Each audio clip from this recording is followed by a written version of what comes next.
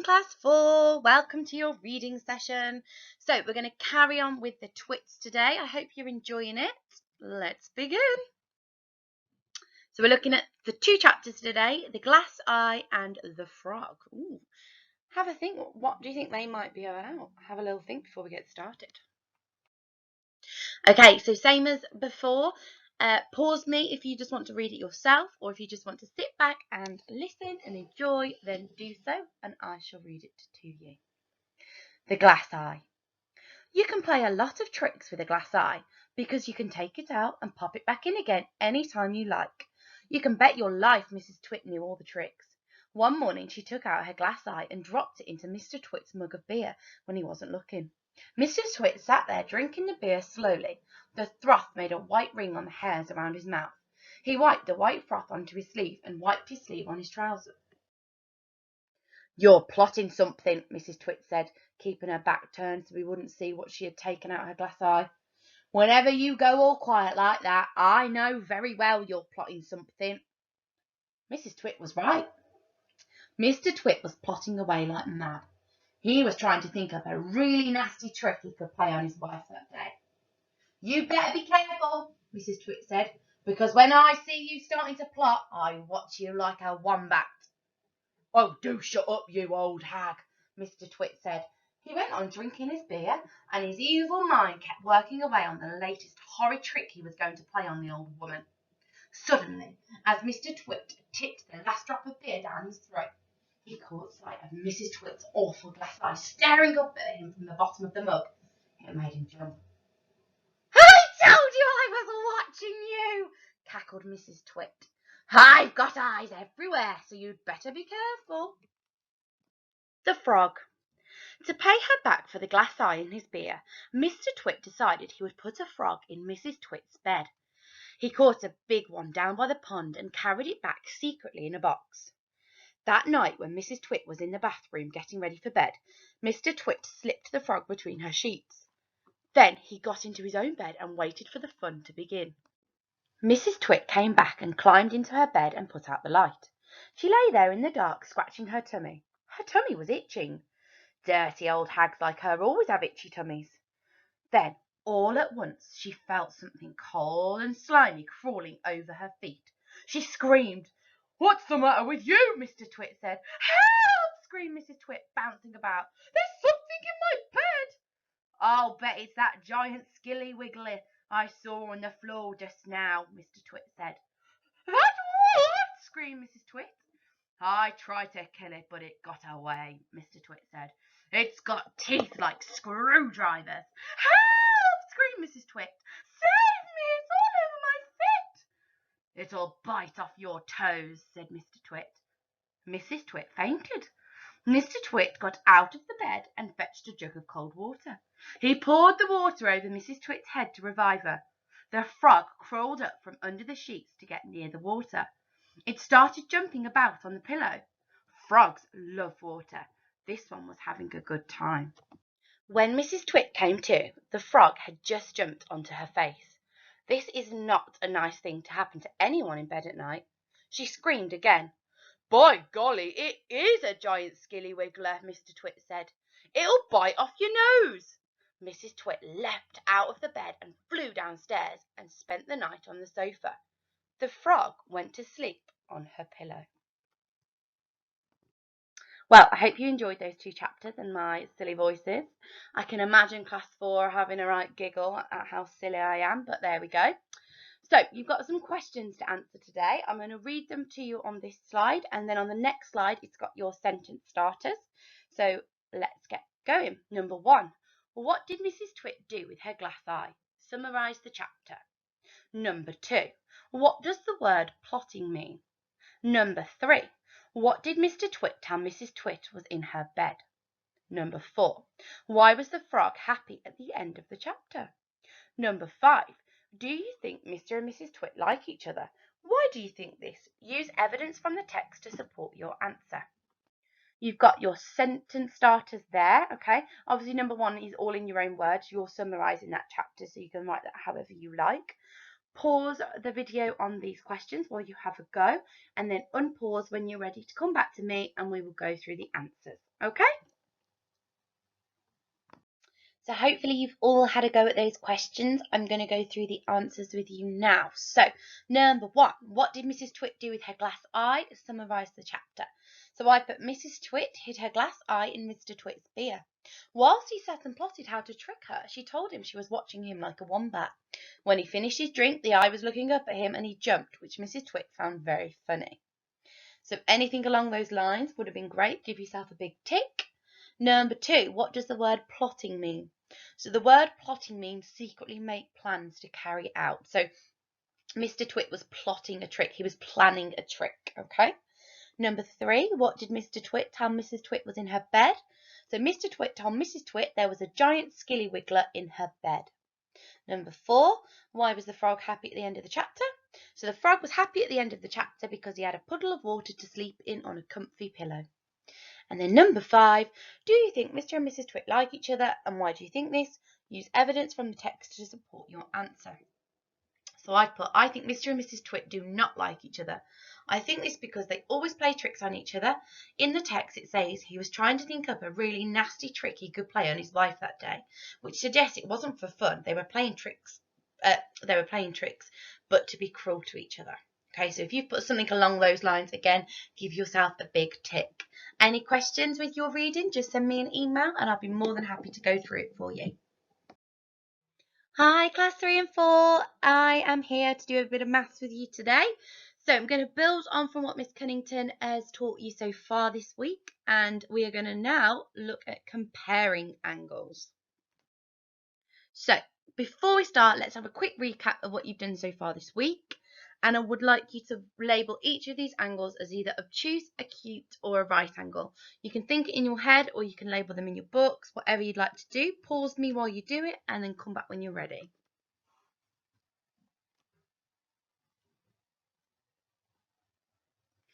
Okay, hopefully then you've had a go at that. Let's have a look which matches which. So our right angle, we remember, has got a square there, sorry, wonky square. So that obviously is our right angle. And an acute angle is smaller than a right angle, so that would be this one.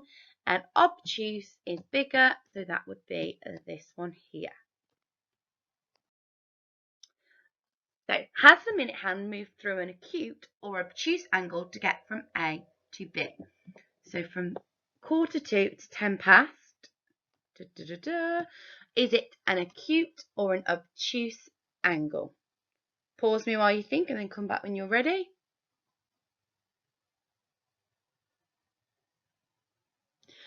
Okay, hopefully you've realised that a right angle would be here, because that would be a quarter. It's bigger, so it therefore is an obtuse angle. Okay. That's it there, just a little bit clearer than my scribble on the last page, all right?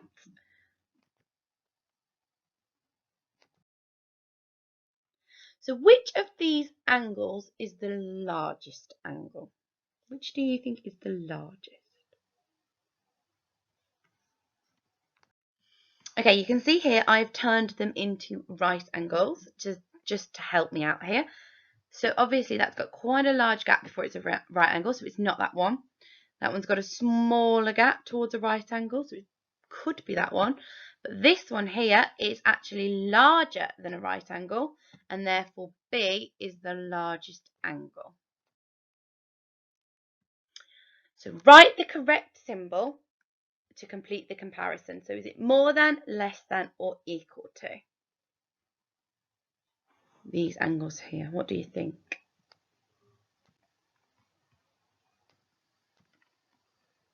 That might help you. Okay, hopefully you've decided that it's this one, because this angle here is greater than this angle here. For your Do It today, question 1 asks you to label each angle within the shape as either acute, obtuse, or a right angle. Okay, so you've got A, B, C, D, E, and F. Are they acute angles, obtuse angles, or right angles? And then question 2 is asking you to write the correct symbol between each of the angles. So you need to compare this angle to this angle. Which of those symbols does it need? And then you compare this angle to this angle, okay, by filling in symbols here. Any problems, guys, just send me an email. Good luck with that one, and I'll go through your secure. So year 3 have been asked to describe the angles in this shape. Max says it has 6 angles inside that you could measure. Emmy says it has 2 corners cut off, so it has 2 angles left. Who is correct? Explain how you know. Okay, guys, have a go at that. Pause me, and then when you're ready, come back and we will go through the answers. Okay, hopefully you've all had a go at that one. So if we have a look here at our angles in the shape, the first ones I might have done as F and E because they're on the corners, so we know straight away that they are our right angles. If we draw these here, it is clear that they are bigger than right angles. So A, B, C and D are all obtuse and E and F were right angles. Number 2 asks you to put the correct symbol in. So if we have a look at the second angle here, that is clearly a right angle. This one is smaller than a right angle, so you should have put this symbol in. And this one is bigger, so you should have put that symbol in again. All right, ignore my little extra line on there. That angle is bigger than this angle is bigger than this angle, and this angle is greater than this angle. Okay, and then you'll secure it. It said year 3 have been asked to describe the angles in this shape. Max says it has 6 angles inside that you could measure, whereas Emmy says it has 2 corners cut off, so it has 2 angles left. So Emmy thinks that the only angles you can measure is this corner and this corner, so it's got 2 right angles. However, Max has noticed, although they're not full corners, they're still where 2 lines join, which we know is an angle. So actually, Max is correct because there are in fact 6 angles inside. So you should have put that Max was correct. Okay, guys, any questions with your maths, feel free to send me an email. And I'm now going to pass over to Miss Cunnington to do your writing. Good morning, class 3 and 4. We're on Wednesday, the 3rd of June, so pause now so you can write down your date and you'll have an LO in just a minute. Okay, so for our grammar then today, I want you to see if you can have a go at completing the sentences below by choosing the correct word. 3 words we've got is misshapen, shapely, and shapeless. So the root word in each of those is shape, but they have different suffixes and prefixes. Okay, so have a little think about what each of those mean. And then the sentences we've got here, my jumper is now after being in the washing machine. So is it my jumper is now misshapen, shapely, or shapeless after being in the washing machine? The buns were mounds of sponge. And the last one is the snow-covered mountain was a landmark. Okay, so pause now, have a little think about what goes where. If you'd like to practice your handwriting, then by all means you can write these sentences out in your book. These are the answers then. So my jumper is now misshapen after being in the washing machine, so that means it's lost its shape. The buns were shapeless mounds of sponge, which means they have no shape to them. And the shapely snow-covered mountain was a landmark, so that means it has lots of different shapes. Okay, so your learning objective today then is to explore Roald Dahl's authorial style. So you've been reading The Twits by Roald Dahl in your reading this week, and we're going to have a little look at that and expand on it further. We're going to reread something today, okay, and then we're going to have a look for specific things so you can write something at the end of it. Okay, so in the story, they play many nasty tricks on each other throughout the book, and today we're going to reread 2 extracts to see how Roald Dahl builds up the chapters. So whilst we're reading, I want you to look out for these different things. So why play the trick? Tell the reader what the trick will be. So how you think about how Roald Dahl can do these things as well. Description of the setting up the trick. So think about how Roald Dahl describes to set that trick up. I'll use a description to do so. How the trick begins. The perpetrator, so the one that's doing it, and their behaviour during the trick. The victim's reaction and a humorous ending. Okay, so look out for those things whilst we're reading these extracts. Okay, so this trick here is the glass eye, and this is on page 9 to 11. So you might have already read this bit in your reading. You can play a lot of tricks with a glass eye because you can take it out and pop it back in again anytime you like. You can bet your life Mrs. Twit knew all the tricks. One morning she took out her glass eye and dropped it into Mr. Twit's mug of beer when he wasn't looking. Mr. Twit sat there drinking the beer slowly. The froth made a white ring on the hairs around his mouth. He wiped the white froth onto his sleeve and wiped his sleeve on his trousers. "You're plotting something," Mrs. Twit said, keeping her back turned so he wouldn't see that she had taken out her glass eye. "Whenever you go all quiet like that, I know very well you're plotting something." Mrs. Twit was right. Mr. Twit was plotting away like mad. He was trying to think of a really nasty trick he could play on his wife that day. "You'd better be careful," Mrs. Twit said, "because when I see you starting to plot, I watch you like a wombat." "Oh, do shut up, you old hag," Mr. Twit said. He went on drinking his beer, and his evil mind kept working away on the latest horrid trick he was going to play on the old woman.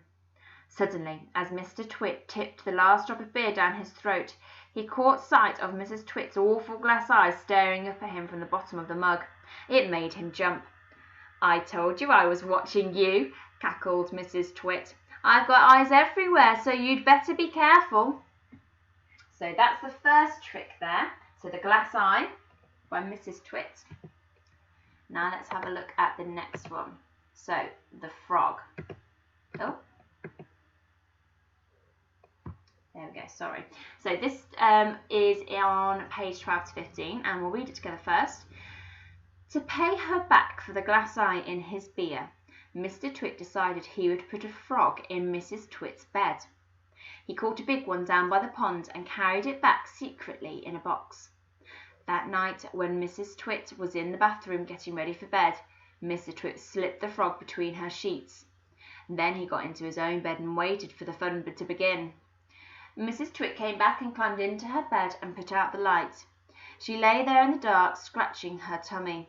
Her tummy was itching. Dirty old hags like her always have itchy tummies. Then, all at once, she felt something cold and slimy crawling over her feet. She screamed. "What's the matter with you?" Mr. Twit said. "Help!" screamed Mrs. Twit, bouncing around. "There's something in my bed!" "I'll bet it's that giant skillywiggler I saw on the floor just now," Mr. Twit said. "That what?" screamed Mrs. Twit. "I tried to kill it, but it got away," Mr. Twit said. It's got teeth like screwdrivers." "Help!" screamed Mrs. Twit. "Save me, it's all over my feet." "It'll bite off your toes," said Mr. Twit. Mrs. Twit fainted. Mr. Twit got out of bed and fetched a jug of cold water. He poured the water over Mrs. Twit's head to revive her. The frog crawled up from under the sheets to get near the water. It started jumping about on the pillow. Frogs love water. This one was having a good time. When Mrs. Twit came to, the frog had jumped onto her face. This is not a nice thing to happen to anyone in bed at night. She screamed again. "By golly, it is a giant skillywiggler," Mr. Twit said. "It'll bite off your nose." Mrs. Twit leapt out of bed and flew downstairs and spent the night on the sofa. And the frog went to sleep on her pillow. Oh my goodness. So have a look at these sections here then. So we've got at the top here, to pay her back for the glass eye in his beer. So we've got a good fronted adverbial there, which shows us why Mr. Twit is about to do the next thing, which is decide he would put a frog in Mrs. Twit's bed. So that tells us why he's doing this trick, and then it tells us how he does this trick. He caught a big one down by the pond and carried it back secretly in a box. And then it tells us how he does the trick. So first how he gets all the things he needs, and then how he does it, how he starts the trick. And then, excuse me, here we've got plenty of speech, and it shows us what Mr. Twit does. So he starts off by saying, "What's the matter with you?" And he acts like he doesn't know what's about to happen. He then says, I bet it's that giant skilly wiggler I saw on the floor just now. And he almost makes it sound worse than what it is and makes her even more scared. And then Mrs. Twit fainted. So he's made it sound even worse by saying it's got teeth like screwdrivers and it'll bite off your toes. So then she fainted. So that was her reaction to the trick. And then finally she leaps out of bed and flies downstairs and spent the night on the sofa. So that was the ending reaction to the trick. So for your task today then, looking at both of those tricks that we've just looked at today, which do you think was the better trick and why? I'd like to have a go at writing a paragraph explaining why you think the frog or the glass eye was the best trick, and explain how Roald Dahl engaged you as a reader in this chapter. So think about what your favourite words, phrases, and what makes you laugh, and how and why. So I might start that off by saying, I think either the frog or the glass eye trick was the best trick because. That's a great way just to start it nice and simply. And then explain why. Why was that more effective? Why did you think that one was better? Was it funnier? Do you think it had a better reaction? What do you think was great about it? And then have a think about what the author has done. So how has Roald Dahl engaged you? What were your favourite words or phrases? Did any of it make you laugh? And which bits did? How and why? Okay, so you're really reviewing a part of the story there. Okay, so I'd expect a whole paragraph in your writing book for this. So have a go at that. If you get stuck, don't hesitate to email me or Miss Foster. And if you'd like to send us a picture of your work, that would be lovely. Or if you just want to do a video and tell us what you enjoyed about that part or which trick you preferred. Okay, see you later guys. Thank you, bye.